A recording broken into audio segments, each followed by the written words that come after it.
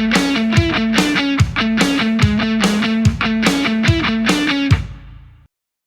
day, my friends. My name is Tracy Repchuk, and I'm the host of Reach Millions TV, an entrepreneurial lifestyle and learning channel, where I will educate and introduce you to some of the greatest powerhouses in their fields. Now, as an entrepreneur for over 37 years, I've had the good fortune to appear in Forbes over 27 times, speak in 39 countries, appeared on NBC, ABC, CBS, Fox, won awards from the Senate, the Assembly, the White House, and President Obama, written 9 #1 international bestsellers, and from that journey, I have reached millions with my message. So I wanted to make sure you knew how to do this too, with specialized trainings and by introducing you to the people that can help you find more leads, make more sales, and reach millions with your message. You can find out more about me at tracyrepchuk.com and reachmillionsacademy.com. Now, today I am joined by the mega superstar Marie Diamond, who is one of the world's top transformational leaders, speakers, and best-selling authors. She's the only European star featured in the worldwide phenomenon, The Secret, and she merges her intuitive knowledge of the law of attraction with her studies of quantum physics, meditation, Feng Shui, and dowsing to transform the success of individuals and corporations. It is my honor and privilege to welcome Marie Diamond to the show. Hello, Tracy. It's so amazing to be with you and your new show, and reaching millions of people. Exactly. Now, with a resume like you have, it's really hard to know where to begin. So I'm actually going to go back to the beginning. Now, the fields you have knowledge of are really advanced. You mentioned an intuitive knowingness. At what age did you know you were unique? Oh, that's a really good question. I did not know I was unique. I thought a lot of people had this information. So I think I was about 7 when I was very aware of my gifts and knowing, what was going on in people's lives, seeing people's aura fields and chakras and saying things that people were like blown away. But, to be honest, I did not know it was that unique. Yeah, so it's only later on that I found out that these were special gifts. That's beautiful. I often have heard that it starts very young for people, and we can see that it has for you too. Now, with this innate intuition, when did you hear about quantum physics, and what made you say, I have to study this? Well, one of the things I did, I was very good in mathematics. So I was like a top level student. And my teacher that was preparing us to do our entry exam for civil engineering. I didn't do that ultimately, but he prepared us. He told us about quantum physics, and I still remember he was explaining a formula, and I was like, oh my God, this is it. Because, I already was on a spiritual journey. I already had been meditating since I was 7. I really connect already with higher dimensions. And I was always trying to find out the mathematical or the analytical information of this. Yeah. Because, I was also a good student and in mathematics. So I tried to find like a combination between my spiritual experiences and my mathematical love, right? I loved mathematics. And so when he talked about quantum physics, and then I was like, such an aha moment. And he started giving me all books about this. And every time I had a question, I can go to him because he had really advanced level of knowledge of this already. So I was 17 when I started really focusing on that. Oh, beautiful. I mean, and even that is an extremely advanced topic for such a young age. So I think adding to your unbelievable uniqueness, I'm sure. Now, tell us when you got into Feng Shui and why that technology resonated with you to help others achieve success. Well, that started actually when I was 15. So a few years before I went to quantum physics, because I was run over by a truck. I was declared dead and I had a near death experience. And so they actually were able to revive me because they first thought I couldn't be revived, but they tried again. And I remember I asked my spiritual teacher that I already had since I was 7. I asked him, why did I attract this? What was it? Did I do something wrong? Did I believe in something wrong? Because I already had the information that my intentions and my mindset could really create something. Yeah. And I was like, I didn't think about getting almost killed, right? I had no fear about it and so on. And he said to me, well, Marie, you just have bad feng shui. I was like, what's that? He said, your environment is actually attracting this. And I could really see that, the room I was in was really wrong for me. So I actually moved to another room where there was lots more joy. And my life shifted from that moment on. It was like suddenly I felt so much better, more focused. My healing process went faster because I was quite sick after that accident. And I couldn't get into healing all my issues that I had at that time from the accident. And since I moved, and suddenly things went so much better for me. And also from being very bullied at school, I was quite a mathematical nerd, as they would call it. So I was not very popular. And so I was super bullied. And so the moment I moved to the other room, suddenly the bullying stopped. It was really interesting, like from one week to another. So I would say that's when I really started to understand there was something called Feng Shui, and I started getting the basic information. And then I started really studying this. And then I went later on in my early 30s, I went to Malaysia studying with grandmasters the knowledge of Feng Shui. I absolutely love that. It's very interesting. I also had a similar experience when I was 3 years old. I was hit by a car, same thing, near death experience. That's kind of when I realized I was a spiritual being, because I exited the body and I could see all of that. And it's interesting. I went through a very similar process after seeking the why am I here? What did I do? Why did that happen? All of those things. So I love to hear other people's stories that are similar to that, because I've seen often the trajectory does focus towards spiritual enlightenment after that, of course, of which you're a massive advocate for. Yes.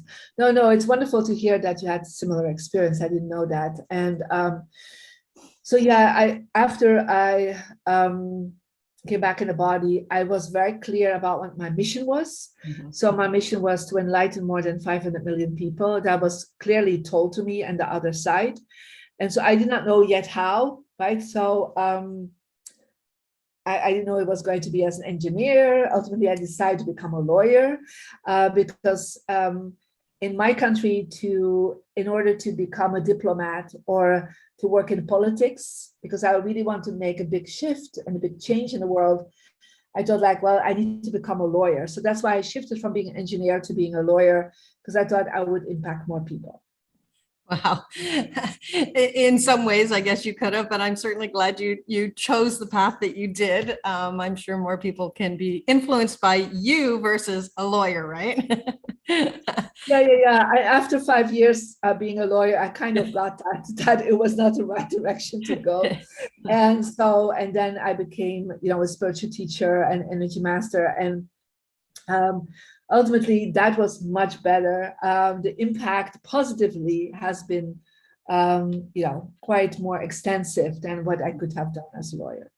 Absolutely. And then I'm going to move into that question I'm sure you're asked all the time. So you were in the hit movie, The Secret.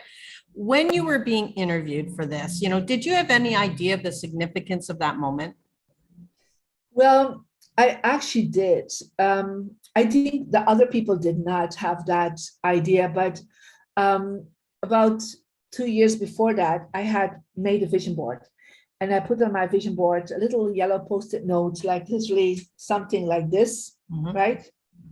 And I put on it, I'm going to be in a movie seen by millions of people that will transform the world. And a few weeks before I got the interview, I had a very clear dream that I was going to meet a woman from Australia that I had to pay attention to. And so the day before the interview, I met Rhonda Byrne, and she introduced herself as somebody from Australia. So I was like, okay, I'll pay attention here. And I did a very intense meditation before I did the interview. And as I was doing the meditation, I could see millions upon millions of people that were going to listen to me. And I had this almost like a vision where I saw all these people looking at screens, like small screens, like literally like what we have phones, right? And of course, I did not know it was going to be television screens and YouTube screens and app screens and whatever it was. And I was like, my God, this is going to be major. I think I had more an idea about it than Rhonda Byrne, the producer herself at that time. Yeah. Wow, that is unbelievable. And again, I thought you might have an answer to that simply because of your intuitive, your knowingness. Obviously, your vision board helped to really solidify, which to me kind of says and highlights the importance of vision boarding, goal setting. So many people, I think especially today, skip that step in their lives when, quite frankly, where are you going, right? If you haven't done something like that. Yeah, no, I agree. A lot of people are thinking everything that's in my mind, it will happen. But I do believe when you write down your goals, when you are making a vision board, when you are journaling, you already are in the process of manifestation because you already are making it visible. Yeah, it's perhaps not only visible to yourself, but it's visible to the creative forces in the world, like what you call God, the universe, whatever that is for you. But it's already like a first step. Yeah, because a lot of people say, I had this idea, but you have to get into action. An idea is not enough. And so the first step to get into action is to write it down or to say it or to speak it, or to make a vision board of it. And then, of course, you have to keep taking action because just writing it down and having a vision board is not enough, right? You have to keep going into action and moving forward. I agree. And that really goes to your law of attraction background. And of course, the word action being an attraction. Sometimes people think, oh, great, I've done my job. I put it on my vision board, but they forget to follow up with that action part. And I think that's what you're brilliant in helping others to really understand. Yeah, I think it's, I do believe when you write down your goals, when you do all these things, then the process starts. It's only then that it's like an idea will come or somebody will come to you and like, oh, this could be a great collaboration. You have to keep moving forward. You can say like, oh, it just will happen. No, it will happen if you take care of it too. Yeah, and if you are grateful about it, and if you're really believing in it. But the main thing that I've seen people forget is that every day you have to stand up and wake up and say, I'm going to take action upon this. So I connect every day with my goals, with my intentions, and then I listen and I feel like, what do I need to do now? And then I follow up on it. Yeah, I call that person, I reach out to this, literally at a certain moment, I was thinking about a dear friend of mine, and I was like reaching out to him. And he said like, oh, I start this new process, a new idea, BeeKonnected. And if I would not have done that, I would not have been talking to you today, Tracy, right? Because It's there that we connected with each other in that platform. So the whole point is, you get insights or people say something to you. You have to pay attention. Yeah.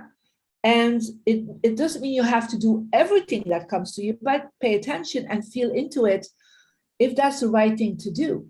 Yeah. And if it feels right, go for it. Try it out.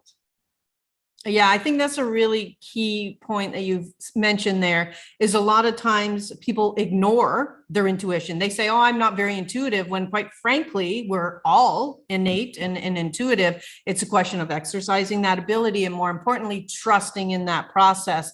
And I think, again, this is something that you really help people to focus in on and then prioritize, right? Yes, we can get a million ideas, but they're very specific ones that, again, lead towards that goal or that vision. Otherwise, we could be like, squirrels constantly going in different directions if we listen to things that aren't directly related, right? Yeah, no, I think that's a really good point. There can be a lot, right? And I love your squirrel metaphor. I will keep that one. But because it's true, it's just like you have to pay attention, but you also have to make decisions, what is right, what is, and so you have to sit with it. You have to listen to it. And sometimes the decision can be like this, and some decisions will take longer. Like I remember, if I would not have followed up my intuition, I was speaking in America, and one morning I woke up and I got very clearly like this voice in my head saying, you have to move in 3 weeks to America. Now I was living in Belgium at that time. So I called my husband. So that's taking action. I called my husband and said, start packing. We're moving in 3 weeks. He said, how are we going to do this? I don't know. We'll just buy tickets. Yeah. So I just bought tickets. I still had to handle all the paperwork and so on. But taking action is already letting somebody know, right? Call that person, take an action. And literally 3 weeks later, we were in living in San Francisco. And I called a friend and said, hey, I need to find a house. Hey, I need to do this. Hey, I need help. Asking for help in the process is also an important piece, because a lot of people think they have to do it all by themselves. Yeah.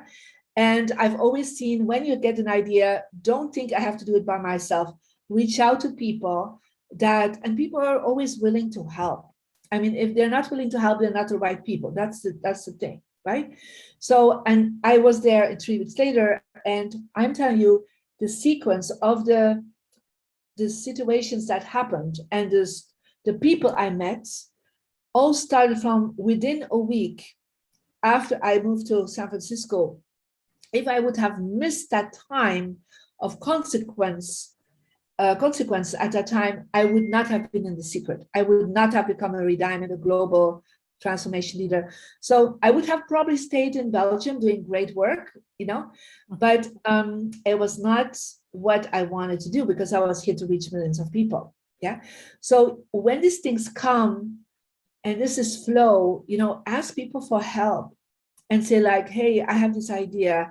I have this amazing gift or something I want to share. I need some help. And people are more willing to help than not to help. So don't do it by yourself.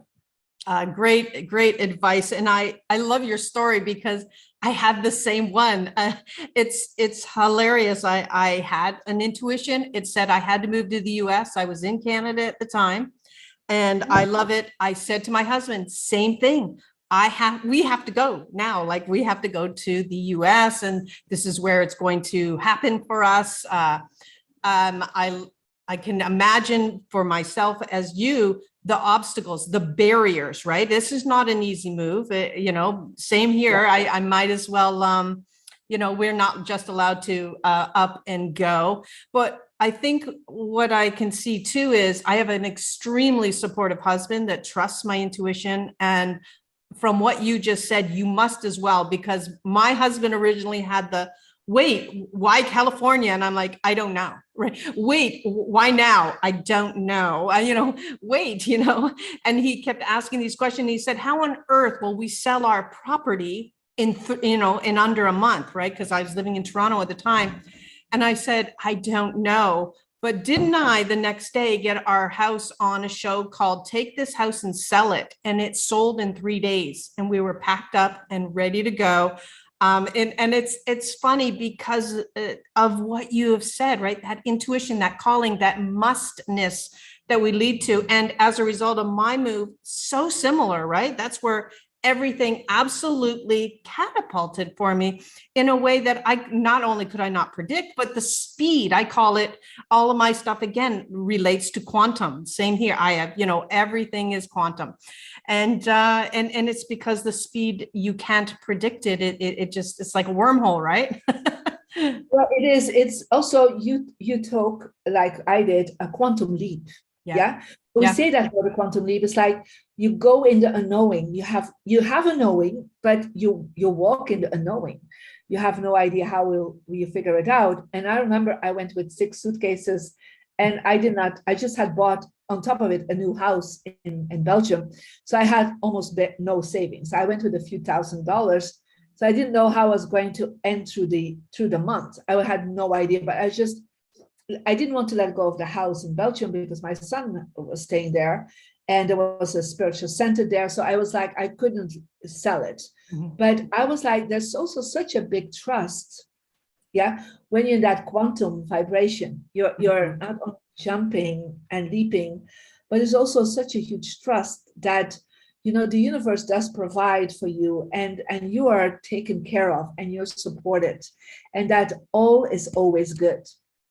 Absolutely. Yeah, I started to work from a philosophy like QuantumLeap thinking, and that's, I bought the domains and I'm really running with all of that. It's really fun.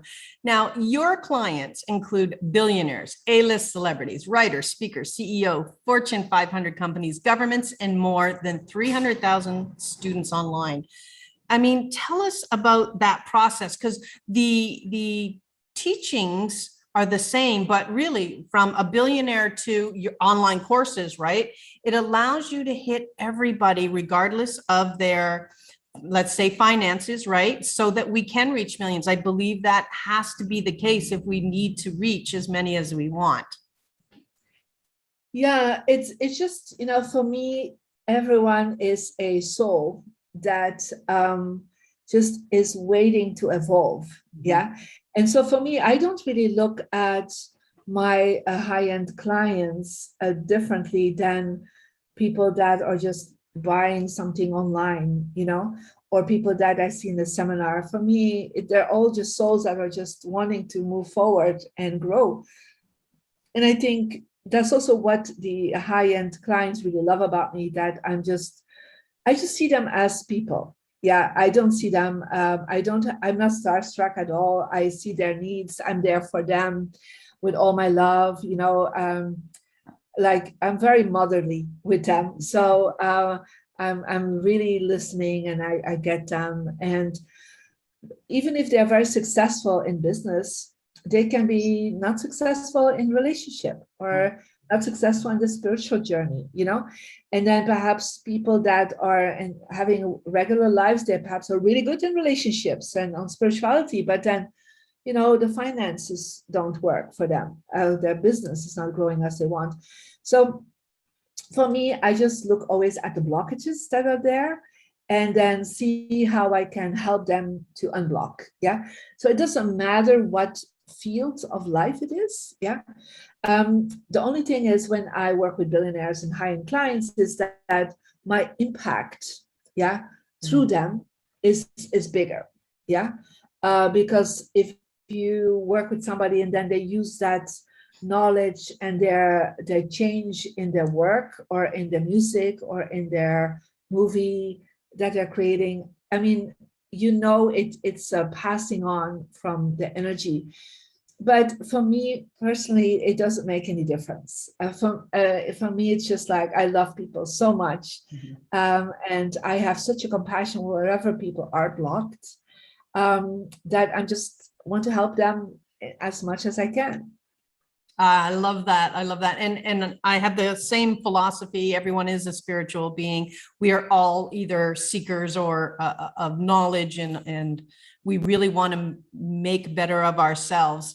And that kind of brings us to the situation a little bit where we're in right now, right? This pandemic has changed so much for so many. What piece of advice can you give to everyone who is overwhelmed, maybe even a little frustrated right now, so they can keep moving towards success, even with the apparent enormous obstacles? Yeah. Yeah, this is a really big collective time of transformation. Yeah. So a lot of people that are spiritual seekers, they already went through some individual transformation. They're kind of were hitting the wall sometimes in their personal life. This is like, we're all like hitting together a collective wall. Yeah.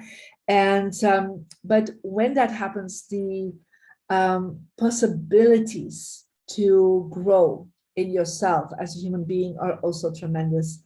But I think one of the things we need to learn in this pandemic is not to judge. Yeah. Because it feels like some people are getting more in extreme reactions. Yeah. And, whatever people are choosing to do with their life, it can be a career shift. It can be that they react a certain way towards a vaccination, or perhaps they are ending a relationship and starting a new relationship. Whatever it is, we need to really stay calm and with compassion to everyone, because everybody is reacting differently right now. And of course, if you already have been on the spiritual journey, you will be the bringer of light more than ever. Yeah. So you have a higher responsibility to stay calm and in peace. But I do believe that we are learning to reprioritize our life. Yeah. Mm-hmm. Because a lot of things that were people felt that were prioritizing, perhaps it was a career, perhaps it was money, perhaps it was the reputation, perhaps it was the way they looked, the way they could travel, the way that they could show off. I don't know. There's many things that people perhaps, especially in the last 5 years before the pandemic, became like a selfie culture. Mm-hmm. Yeah. Like everything had to be about you, right? Your clothes, your look, whatever, right? And so that has shifted tremendously, where people are like, they have to look at what their priorities are. Priorities are your family or your body. It's, your well-being. It's your mental health. I would say 5 years ago, nobody was talking about their mental health. Yeah, mm-hmm. They were not. It was like that was not there. But we see that now people are paying attention to these things so much more. Yeah.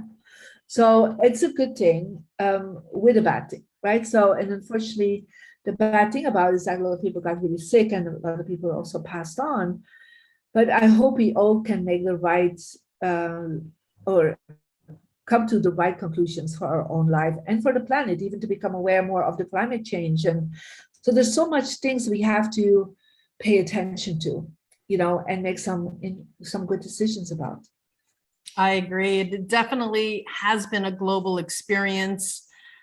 Compassion is going to be key moving forward. No judgment is, of course, vital, because of the polarity that people have sometimes of opinions and experiences and their beliefs. And I think, one of the biggest things that I'm hoping comes to light from this is the human rights overall, right? That we all have as humans, and the preservation of those. Because if we preserve those, then that can continue to lead to our overarching ability to, continue as a planet, as a species, and in the way that must happen.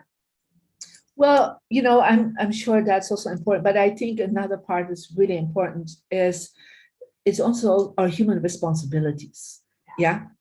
That we're responsible as individuals and as a collective for what is happening in the world. Yeah. And so I do believe there's rights, but I don't want to deny the responsibilities we have. Yeah. Mm-hmm. And we need to find a good balance between the two. Yeah. And that is the tricky part, I think. I love that beautiful addition to it, adding the responsibility, because it's so simple. A decade ago, when global warming was a topic, and so many were like, oh, well, that doesn't affect me, right? And that's for somebody else to worry about. But the bottom line is, as somebody on the planet, it's everything affects all of us. And it's so important to say, what are you going to do today to help it, to help somebody else, and to really move this entire kind of situation forward, right? As opposed to getting stuck in the obstacleness of it. Yeah, and I have to be honest, just for what is going on right now, I'm very happy I did not move forward as a lawyer to become a politician, because I would not love to be in the boots or the shoes or the sandals of the politicians of today, to be honest.